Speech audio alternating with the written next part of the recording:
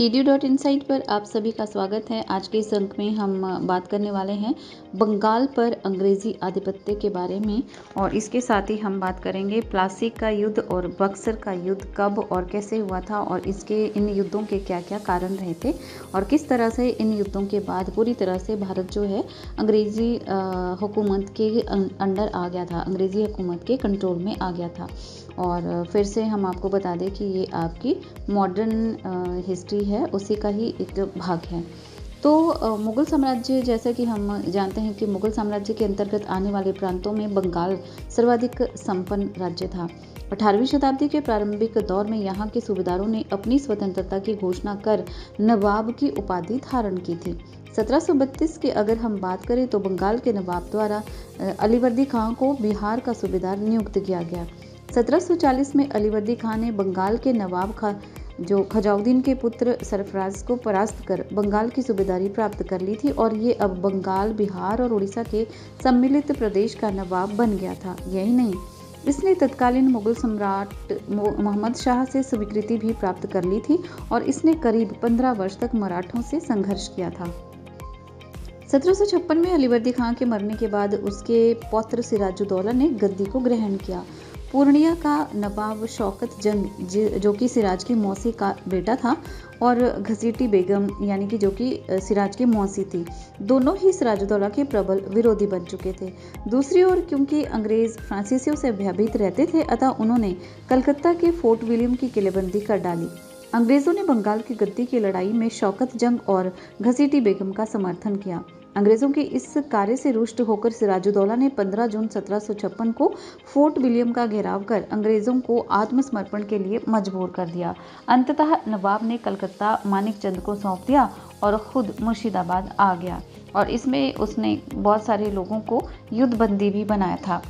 और अब हम बात करते हैं इसी के अंतर्गत होने वाली ब्लैक होल घटना के बारे में। कलकत्ता पर कब्जा तथाकथित ब्लैक होल की घटना के कारण इतिहास में स्मरणीय रहेगा।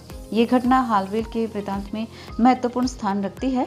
हालवेल के अनुसार 146 अंग्रेजी बंदियों, जिनमें स्त्रियां और बच्चे भी सम्मिलित थे, उनको 18 फुट लंबे 14 फुट 10 इंच चौड़े छोटे कमरे में बंद कर दिया गया था। अब गौरतलब है कि 140 लोगों को 18 फुट लंबे और 14 फुट 10 इंच चौड़े एक छोटे से कमरे में बंद कर दिया गया।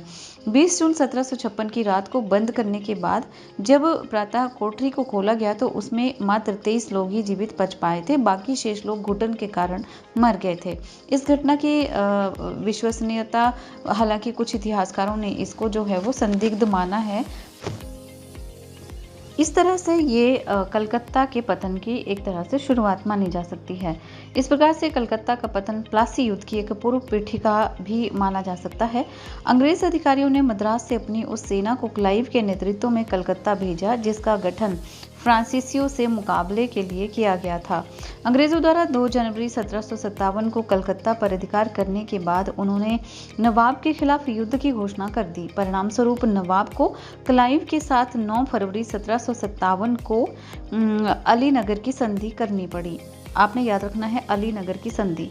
संधि के अनुसार नवाब ने अंग्रेजों को वह अधिकार पुनः प्रदान कर दिए जो उन्हें सम्राट फारुखसियर के फरमान द्वारा मिला हुआ था, और इससे पहले वो अधिकार सिराजुद्दौला ने अंग्रेजों के लिए रोक दिए थे, और इसके साथ ही 3 लाख रुपए क्षतिपूर्ति के रूप में भी दिया गया।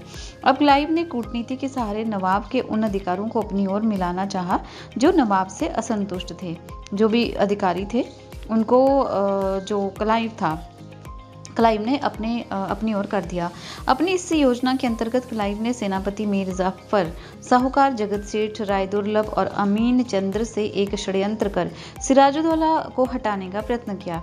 इसी बीच मार्च 1757 में अंग्रेजों ने फ्रांसीसियों से चंद्रनगर को जीत लिया। अंग्रेजों के इन समस्त कृत्यों से नवाब का क्रोध सीमा से बाहर हो गया, जिसकी अंतिम परिणति प्लासी के युद्ध के रूप में हुई। और अब हम बात करते हैं किस तरह से 23 जून 1757 को प्लासी के युद्ध की शुरुआत हुई और क्या क्या इस युद्ध की घटनाएं थी।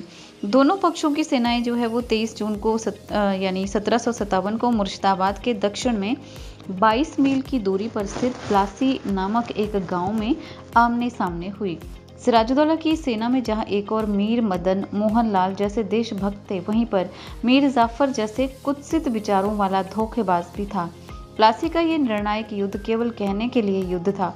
मीर जाफर एवं राय दुर्लभ अपनी सेनाओं के साथ निष्क्रिय रहे, क्योंकि जैसे कि हमने पीछे बात की कि वो अंदर ही अंदर जो है वो क्लाइव से मिल चुके थे, इसलिए अभी वो सिराजुद्दौला से धोखा कर रहे थे।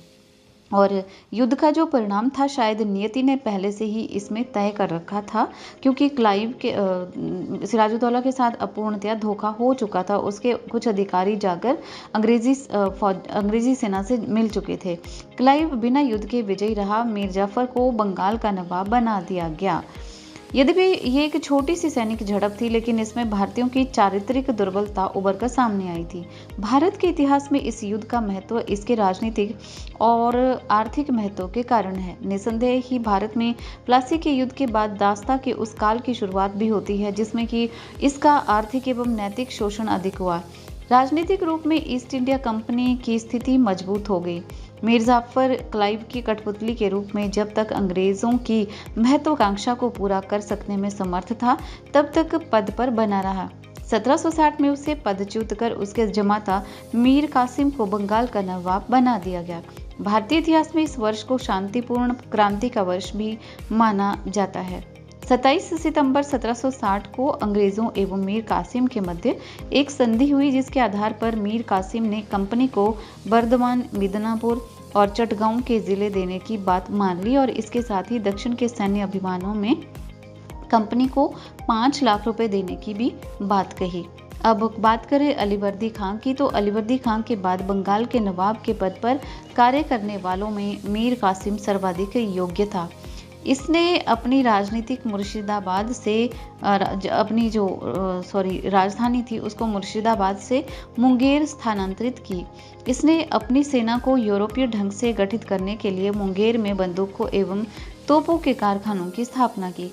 मीर कासिम ने अपने खिलाफ षड्यंत्र कर रहे बिहार के उप सूबेदार राम नारायण, जिसे अंग्रेजों का समर्थन प्राप्त था, को सेवा से हटाकर मरवा दिया।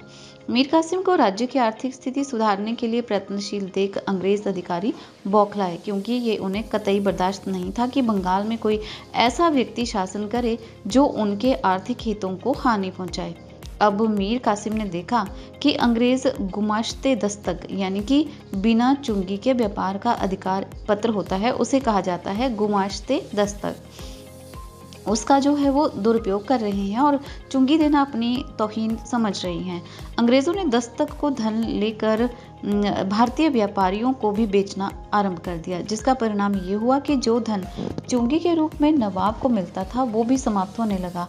अंततः झल्ला कर मीर कासिम ने व्यापार पर से सभी आंतरिक कर हटा दिए, जिससे भारतीय व्यापारियों की स्थिति अंग्रेज व्यापारियों की तरह ही हो गई। कासिम के इस निर्णय से अंग्रेज अधिकारी चौंके। संभवतः इसका यही निर्णय कालांतर में बक्सर के युद्ध का कारण बना। एक तरह से ये मीर कासिम ने जो भारतीय व्यापार पर से कर हटा दिए थे भारतीयों के लिए, वो भारतीयों के लिए तो सही साबित हुआ, लेकिन अंग्रेज़ों के लिए क्योंकि ये नुकसान की बात थी तो अंग्रेज़ इसे किस तरह से कैसे बर्दाश्त कर सकते थे। बात करते हैं बक्सर के युद्ध की, जो कि 1764 में हुआ था। इस युद्ध में एक और मुगल सम्राट शाह आलम द्वितीय, अवध का नवाब शुजाउद्दौला और मीर कासिम थे, तो दूसरी ओर अंग्रेजी सेना का नेतृत्व उनका कुशल सेनापति कैप्टन मुनरो कर रहा था। आपको याद रखना है कि पिछले युद्ध में जब हम प्लासी का युद्ध देखते हैं तो उसमें अंग्रेजी सेनापति जो होता है, अंग्रेज सेनापति वो होता है लॉर्ड क्लाइव, और अभी कौन है, कैप्टन मुनरो। और दोनों सेनाएं बिहार में बलिया से लगभग 40 किलोमीटर दूर बक्सर नामक स्थान पर 22 अक्टूबर 1764 को आमने सामने हुई थी। लगभग 3 घंटे में ही युद्ध का निर्णय हो गया था, जिसकी बाजी अंग्रेजों के हाथ में रही। आपको याद रखना है कि जो प्लासी का युद्ध हुआ था वो 23 जून 1757 को हुआ था, और उसके 1764 में जो 22 अक्टूबर 1764 में हुआ था बक्सर का युद्ध।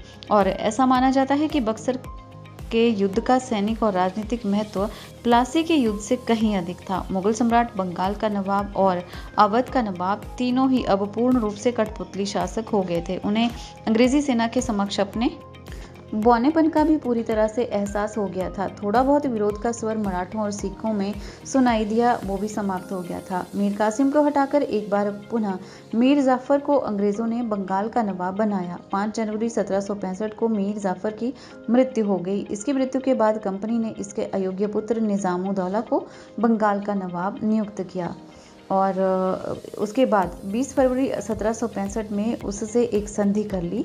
संधि की शर्तों के अनुसार रक्षा व्यवस्था, सेना, वित्तीय मामले और बाह्य संबंधों पर नियंत्रण आदि को अंग्रेजों ने अपने अधिकार में रखा और बाकी जो देखरेख की प्रशासनिक देखरेख की चीज़ें थी वो राजा के नियंत्रण में रही, यानी कि निजामुद्दौला के नियंत्रण में रही। तो इस तरह से हम देखते हैं कि बक्सर की लड़ाई के बाद बंगाल पूरी तरह से अंग्रेज़ों के कब्जे में आ चुका था।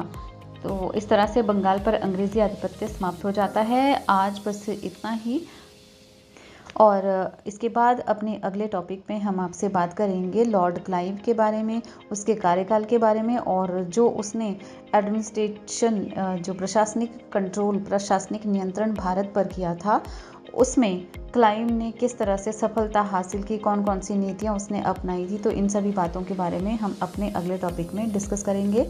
आप देखते रहिए, सुनते रहिए edu.insight, और इस चैनल को लाइक, शेयर और सब्सक्राइब करना ना भूलें। आपके अगर कोई सुझाव है, आप और हमारे वीडियो को और अधिक बेहतर बनाने के लिए कोई सुझाव देना चाहते हैं, तो वो भी आप कमेंट बॉक्स में अपने सुझाव लिख सकते हैं।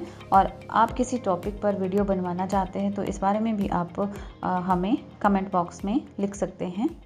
धन्यवाद।